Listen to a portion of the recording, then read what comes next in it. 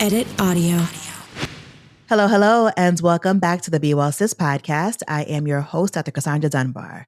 Listen, this episode is a little bit different because this episode is a compilation, if you will, of conversations that I've had while attending a health conference hosted by Johnson & Johnson back in November.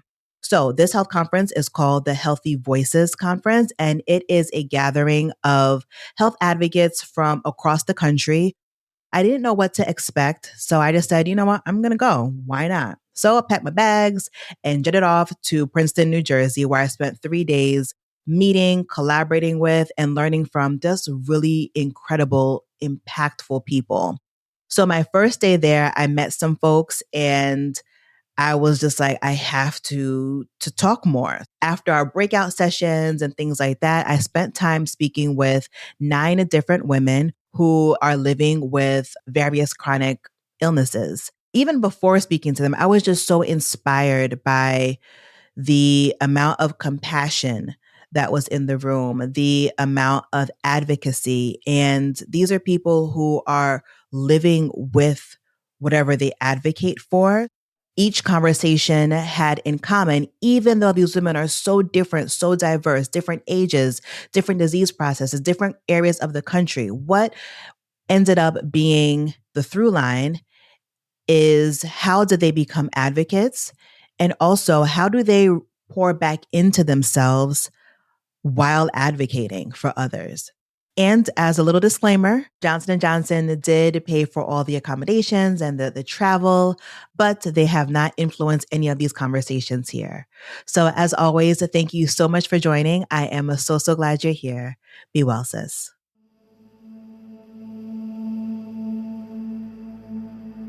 I keep asking the same question at health conferences.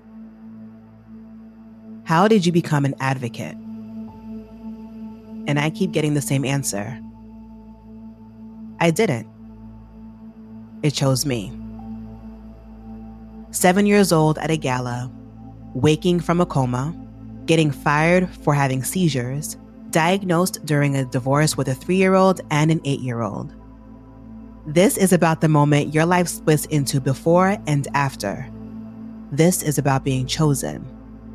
How I became an advocate. It was actually forced upon me. Alexis lives with pulmonary arterial hypertension. She was born with a congenital heart condition, and she became an advocate before she even understood what that word meant. So I was born with a heart defect, and growing up, I actually went to a summer camp for kids with heart defects, and inside of our application there was a little form from the American Heart Association. Do you want to be an ambassador?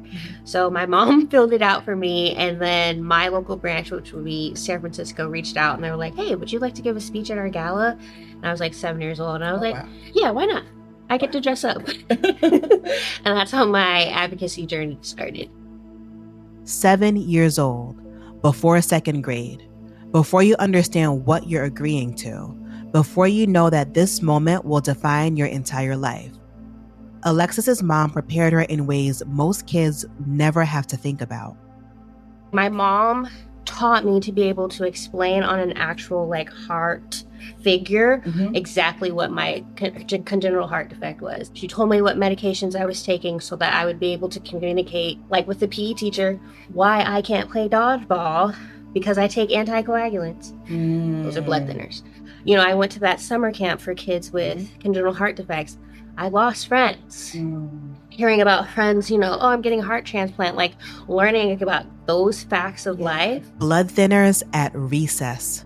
Losing friends to the same disease you have. This is what childhood looks like when you're chronically ill. You understand mortality before you understand algebra. You become a teacher about your own body when you should just be a kid. Janice knows this story too. She has Crohn's disease, and she was diagnosed at 10 years old. From the very beginning, I wasn't believed. I had a doctor that, didn't believe me, said it was something. And thank God my mom fought for me and believed me, listened to me. So I always say, listen to patients. So just getting diagnosed at the beginning was a struggle. I was misdiagnosed. They said it was even mental. So I've already dealt with those things from the very beginning as a child of already being diagnosed that. And I had a doctor, not mine, directly tell me pretty much, suck it up, buttercup. You have this for the rest of your life. And I internalized that for a really long time. Suck it up, buttercup. To a child who's telling the truth about her body, a child who would spend decades internalizing that shame. Dara, who advocates for epilepsy awareness, was also diagnosed young. And like Janice, she just wanted to be normal. Once they started giving me the medications, I felt as though I acted out. I didn't want to take the medicine. I was like, no, I want to be normal like my friends and my cousins. Every time I didn't take the medicine, it resulted into me having more seizures. So I didn't feel like I wanted to grow up more so. I wanted to be normal so bad. Yeah. But at the end of the day, like, who's really normal? Who's really normal? That's the question every sick kid eventually asks. And the answer changes everything. But not everyone starts as a child. Some people have whole lives, careers, marriages, identities before illness interrupts. And then they have to decide, hide or speak. Asha advocates for breast cancer and vitiligo. When she was diagnosed with breast cancer in 2017, her entire world was falling apart. My daughter was 3, my son was 8. I was going through a separation at the time, and it rocked my world. 3-year-old daughter, 8-year-old son, a divorce, and now a cancer diagnosis. But Asha realized something crucial about survival. I was almost dying in silence, so I had to start healing out loud. I started to heal when I started to recognize that I don't owe anyone my story, and it's not about them. It's about myself and my healing, but then I have to first care for me. Dying in silence, healing out loud. That's the choice, isn't it? Hide and slowly disappear, or speak and risk everything. Yolanda advocates for multiple myeloma, a cancer that disproportionately affects people of color. I know when I was diagnosed, there weren't a lot of people like me. I was diagnosed like over a decade ago. Multiple myeloma affects mostly people of color. However, I never heard of it. Plus, I was the 2% who is under the age of 60 who was diagnosed. So I was diagnosed rather young. During my journey, it was like, okay, there were people out there, but not really. And then people kind of sought me. Like, I'm seeking someone else. They're looking for you. They're looking for me. What a weight. What a gift to be the answer to someone else's desperate search. Raquel, who lives with lupus, knows that weight. She moved from New York to Virginia and found herself completely alone in her diagnosis. There was nobody in my town that looked anything like me. So I moved from New York to Virginia. And when I was diagnosed, nobody in any of the support groups that I went to looked like me. So I had to make something of my own that gave me what I needed when I was diagnosed. So I made a vow to myself to make sure that nobody else feels lost and misunderstood like I did when I was diagnosed. So that's how I started advocating. Nobody who looked like her, so she became what she needed. And sometimes the calling comes through crisis. Dara was fired from her job because of her epilepsy. And that moment of loss became her moment of clarity. I got fired from a job due to my epilepsy. And I was like, okay, I'm going to start my content creation journey, but I'm going to just tell my journey with my epilepsy. So that's kind of how it all really began for me. This is how it happens, not in moments of strength, but in moments of crisis. Not when you're ready, but when you have no other choice. And here's the thing nobody tells you. Showing up is terrifying. Being visible when you've spent years hiding, being public when illness has been private, it takes a particular type of courage. For Alexis, that moment came when she needed oxygen. When I was put on oxygen the first time, I actually kind of withdrew from everything because I just didn't know how I was going to face the world now that everybody knew that something was wrong with me. But my advocacy has really helped me to embrace my oxygen tank and embrace the fact that I am chronically ill, but also, which I don't want to sound like super grandiose, but I'd like to think that it helps others to at least see that there's somebody else out there that's helped it. And it's like, I can't be out here telling other people like, yeah, go out there with your oxygen tank. Like, I kind of have to practice what I preach. And Stephanie with IBD shown in a dream. Like, God just showed it to me in a dream. Like, you got to help these people. And I was like, who's going to listen to me talk about inflammatory bowel disease? Like, nobody wants to talk about that. I don't even want to talk about it. Like, I really, in my mind, this was like a blur to me. And I was trying to block it out of my mind. I would think that in my mind that it would go away, but it was rearing its ugly head. And my mom was like, who not better to do this is you, because you are the patient. You've lived this, you've gone through this, and there's somebody waiting on you to show up for them. It sounds simple, but choosing vulnerability every single day. It's wearing your oxygen tank in public. It's posting about your diagnosis. It's showing up when hiding would be easier.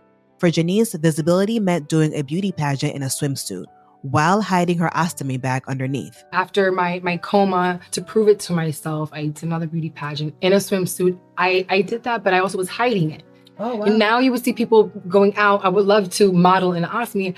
I did it, but I also hid from it. I didn't want it to affect me one way or another. I don't want people to judge me saying she can't do the job, or me also get the sympathy vote either. I didn't meet anyone that had Crohn's or have been ostomy until I was 33 years old. Oh, wow. It's only, I was really thinking about that. It's only these last 9 years that I've really been public about it. From hiding to showing, from shame to power, that's not a moment, that's a journey. And every person in this work is somewhere on that path. They didn't choose this, but they chose to show up anyway. And somewhere, someone is Googling their diagnosis at 2 a.m. Someone is sitting in a doctor's office terrified. Someone is looking for anyone who looks like them, who understands. They're looking for these voices, these stories, this proof that life continues. Advocacy chose them, and they chose back. That's power. And then someone asks, how do you care for yourself? And you realize you barely do. This is about boundaries, about rest as resistance, about the oxygen mask, about learning that you can't pour from an empty cup, even when everyone is thirsty. I'm naturally introverted, and so I have had to learn how to put on my big girl panties and set boundaries with people. For example, when I get home from work, I need an hour of Decompressing, yeah. Let me just veg out on the TV for an hour, then come ask me. Alexis talks about it in terms of spoons, a way of thinking about energy when you're chronically ill. You start each day with a limited number, and when they're gone, they're gone. Learning how not to maximize all of my spoons, learning how to best manage my energy has really benefited as well. And actually telling people things and not assuming that they know. That's a really big thing, because I kind of would assume that my family knows how I feel based off of my body language. Yeah. But they weren't. They didn't get it. Right. Everybody communicates differently. For Dara, knowing her limits isn't optional. It's life or death. And if I feel like my energy is off, I will just take a moment to myself and recharge. I don't try to push my body if I don't feel like it. Because that, for me, I have a limit. If it's over, I'm going to have a seizure. Pushing too hard has consequences, real ones, seizures, flare-ups, hospitalizations. So rest isn't selfish, it's survival. Aisha, who lives with psoriatic arthritis, learned this the hard way. With my psoriatic arthritis, it forced me to sit down and it forced me to take my cape off because, like so many women, especially women of color, we are known for being these super women, these superheroes. And yes, we are. But I love referencing flight attendants. When you get on a flight, the first thing that they say is, if something goes down, you put your own mask on first, because we are no good to others if we're no good to ourselves. So what does self-care actually look like for advocates? Not the Instagram version, the real version. The thing you do when you can barely function. Dara has a ritual. Every week, every Friday, you will catch my phone on Do Not Disturb. I do so much skincare. I do my nails. I do everything I need to do. I go out to eat. I shop. I do it all. Yes. Like, I'm really like one of those people. I really try to pour in myself. And if I feel like my energy is off, I will just take a moment to myself and recharge. I don't try to push my body. So my big thing is therapy. I've been doing therapy on and off throughout my whole life just because of all of the medical stuff that I've gone through. But as an adult, I'm pretty consistent with it. But like in small personal practice, I'm naturally introverted. And so I have had to learn how to like put on my big girl panties and like set boundaries with people. Exercise for me kind of helps me replenish a little bit. I enjoy cooking, believe it or not. Because I'm telling the household, I'm only cooking 2 meals this week. But it's like good meals. Yes. It puts me in a space of kind of relaxing, even though it's busy, if that makes any sense. But, no, it does. Like that moving meditation in a way. Exactly. Like you're focused on the chopping the things, stirring the things. Yeah. Exactly. So I love the ocean, and I live in an area where the beach is beach life. And so I live in Florida, and so I love the ocean. The ocean is my deal. I go to the water to get what I need to replenish. Yeah. And if I'm feeling off, I definitely have to take a break. You know what I mean? Like I'm done for the day. No more meetings. Let me go catch my breath. And that helps. That alone, and just walking, that alone just helps you like breathe in, breathe out, and then you can just start fresh tomorrow. The ocean, walking, breathing, starting fresh tomorrow. Not everything has to be complicated. Sometimes self-care is just putting one foot in front of the other, letting something bigger than you remind you that you're small, but also that you matter. Knowing you need rest and actually resting are two different things, especially when you're a people pleaser, especially when saying no feels like letting people down. Asha, who advocates for breast cancer and vitiligo, is a single mom, and she's still learning to ask for help. Having to learn the art of rest and help. I'm not going to lie to you. I'm still learning that. It's still a process for sure, because now I'm a single mom and I have amazing people around me that are always like, Ash, just ask for help.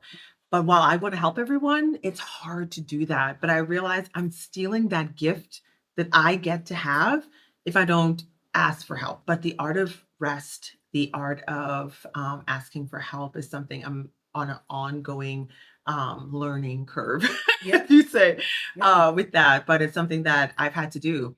Aisha, who also has kids, knows that modeling self-care means showing vulnerability. Throughout my journey, I'll never forget, I was in the bathroom and my daughter saw me like taking my scales out of my scalp and my hair is just coming out. Like I'm doing like that, my hair's coming out. And she looked at me and she said, "Is that going to happen to me?" And I said to her, "Well, if it does, you'll be all right." And I was like, so like, strong in that moment. But also when she went to school that day, I literally was just crying. I knew, like, again, I have to be an example for her, but I also have to show her that it's okay to be vulnerable. It's okay to take a step back, and it's okay to ask for help. And it's okay to not look like perfection, because I'm not raising a child, I'm raising an adult who is going to face so many obstacles and fears and uncertainty. And so I have to pour into myself so that, like, beyond my years here, hopefully with my children, hopefully with my grandchildren, and whomever that extends beyond me, will know that we have to honor ourselves in order to just, be there as a support for others. There's one more piece. Advocates don't just care for themselves, they care for each other. And that mutual care, that's universal too. Janice, who has Crohn's disease, talks about this reciprocity. And when I help others, I'm helping myself. Like, my friend is dealing with something, and I'm trying to help her as much through it. I literally said, do you need me to call and pretend I'm your mother? And I will call the hospital. and because sometimes, what it is, it's easier sometimes to even advocate for other people than for even ourselves sometimes. So I was like, hey, she does so much for others. So do you need me to do that for you? Yeah. So I love that it's a give and take in this community of that, today, me, tomorrow, you, I always say that. Yeah. So whatever you need to be able to lift and do that. And I'm just so blessed to be around some great people. Today me, tomorrow you. That's the heart of community. And Aisha knows she can't do this alone. I still struggle, but I also know, I don't want anyone to ever feel like how I felt, because you don't have to. But we are not an island. And so I always, as much as people lean on me, I always lean on others too. Raquel, living with lupus, sums it up. You get to the point where you're like, it is what it is. Yeah. You have a chronic illness. Mm-hmm. So now you have to change your mindset as to how you live. Yeah. You have to make sure that you are being really mindful in how you live every single day, intentional with everything that you do. Mindful, intentional, every single day. Dara's Friday nights with her phone off, Alexis in therapy, Stephanie walking to the ocean, Yolanda in her kitchen, Asha asking for help, Aisha showing her daughter that vulnerability is strength, Janice checking on friends who check on her, Raquel being intentional with her energy. These aren't grand gestures, they're small acts of self-preservation. But they're the difference between sustainable advocacy and burning out completely. You can't pour from an empty cup. Everyone knows this. The question is, will you honor yourself enough to fill it? Put your own mask on first. The people who need you will still be there when you catch your breath.